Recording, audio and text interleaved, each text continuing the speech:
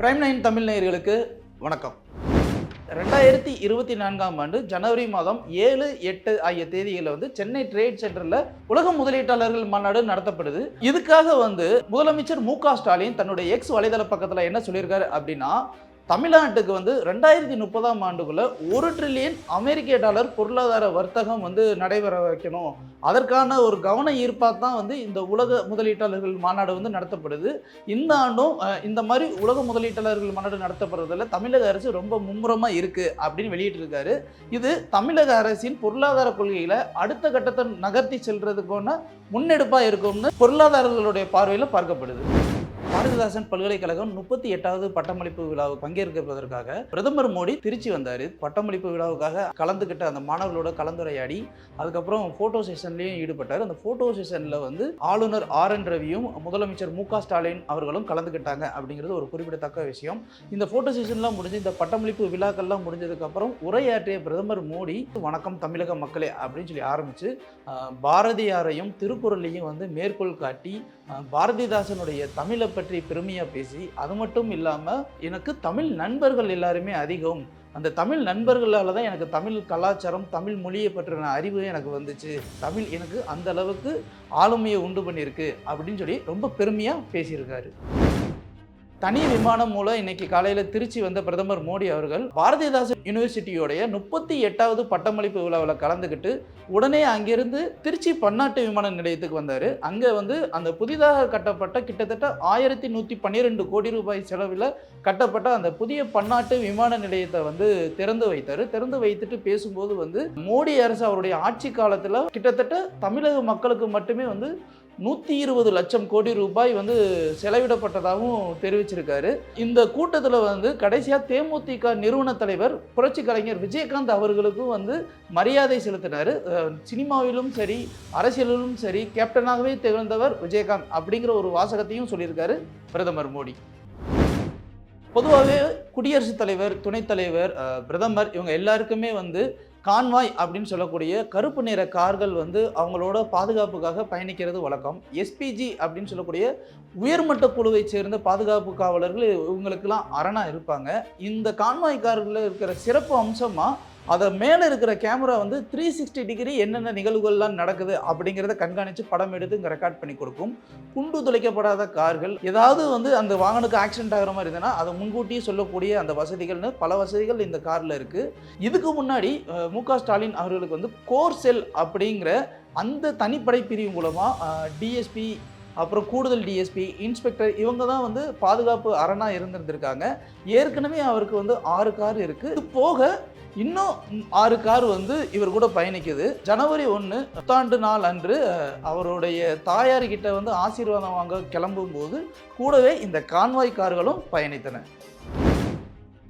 PSLV ராக்கெட்டை வெற்றிகரமாக launch பண்ணதுக்கப்புறம் செய்தியாளர்களுக்கு பேட்டி அளித்த இஸ்ரோ தலைவரான சோம்நாத் அவர்கள், இந்த ஆண்டு வெற்றிகரமாக நாங்கள் ஆரம்பிச்சிருக்கோம், இது மட்டும் இல்லாமல் ககன்யான் அப்படின்னு சொல்லக்கூடிய மனிதர்களை விண்ணிற்கு அனுப்பும் சோதனை ஓட்ட முயற்சியும் சென்ற ஆண்டு நாங்கள் வெற்றிகரமாக நடத்தியிருந்தோம்.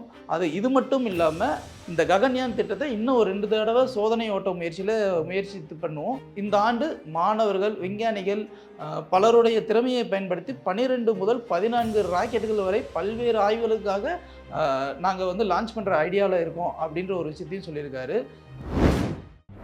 ஜப்பான் நாட்டில் இசிகாவா அப்படிங்கிற மாகாணத்தில் நேற்று பிற்பகல் ஒரு 4:30 மணி அளவில் ஒரு பெரிய நிலநடுக்கம் ஏற்பட்டுச்சு.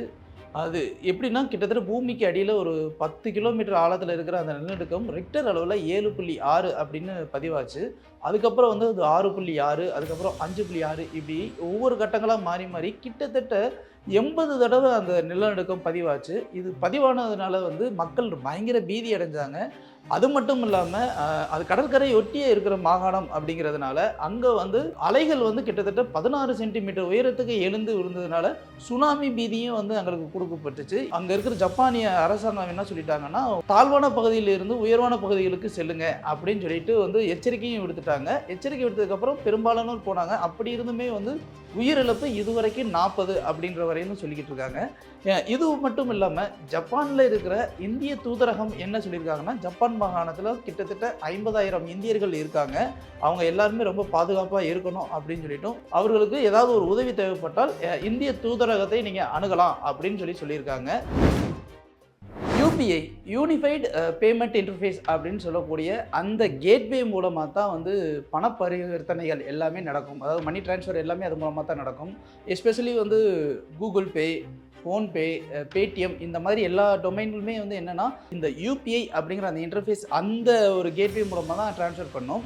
இதுக்கு ரூல்ஸ் அண்ட் ரெகுலேஷன்ஸை வந்துட்டு சமீபத்தில் வந்துட்டு ரிசர்வ் வங்கி வந்து அனௌன்ஸ் பண்ணாங்க. அதில் என்ன அப்படின்னு பார்த்தீங்கன்னா, இனிமேல் வந்து இந்த ஆன்லைன் ஸ்கேம் எல்லாத்தையுமே வந்து அவாய்ட் பண்ணுறதுக்காக ஃபஸ்ட் டைம் வந்துட்டு யாராவது ட்ரான்ஸ்ஃபர் பண்ணுறாங்க, அது வந்து 2000க்கு மேலே ட்ரான்ஸ்ஃபர் பண்ணுறாங்க அப்படின்னா அவங்க அக்கௌண்ட்லேருந்து இன்னொருத்தவங்க அக்கௌண்ட்டுக்கு போகிறதுக்கு 4 மணி நேரமாக ஆக்கணும் அப்படிங்கிற ஒரு ரூல்ஸ் போட்டிருக்காங்க. இது மட்டும் இல்லாமல் யூபிஐ டிரான்சாக்ஷனில் வந்து அதிகபட்சமாக வந்து நம்ம எந்த அளவுக்கு பணத்தை ட்ரான்ஸ்ஃபர் பண்ணிக்கலாம் அப்படின்னு பார்த்தீங்கன்னா 1 லட்ச ரூபா வரைக்கும் ட்ரான்ஸ்ஃபர் பண்ணிக்கலாம். பட் இந்த ரூல்ஸ் வந்து இப்போ தளர்த்தி இந்த கல்வி அப்புறம் வந்து இந்த மருத்துவ குழுமங்களுக்கு வந்து உங்களுடைய மணி டிரான்சாக்ஷன் வந்துட்டு 1 லட்ச ரூபாயிலிருந்து 5 லட்ச ரூபா வரைக்கும் இப்போ வந்து இன்க்ரீஸ் பண்ணியிருக்காங்க. ஏன்னா இது ரெண்டுமே ரொம்ப இம்பார்ட்டண்ட் அப்படிங்கிறதுனால இந்த விதிமுறைகள் எல்லாமே இந்த ரிசர்வ் வங்கி அமுல்படுத்திய இந்த விதிமுறைகள் எல்லாமே நேற்றிருந்து நடைமுறைக்கு வந்துருச்சு. குஜராத் மாநிலம் மெய்சானா மாவட்டத்தில் கிட்டத்தட்ட ஒரு 108 இடங்களில் 4000 பேர் வந்து ஒரே நேரத்தில் வந்து சூரிய நமஸ்காரம் பண்ணி இந்த புத்தாண்டை வரவேற்றிருக்காங்க.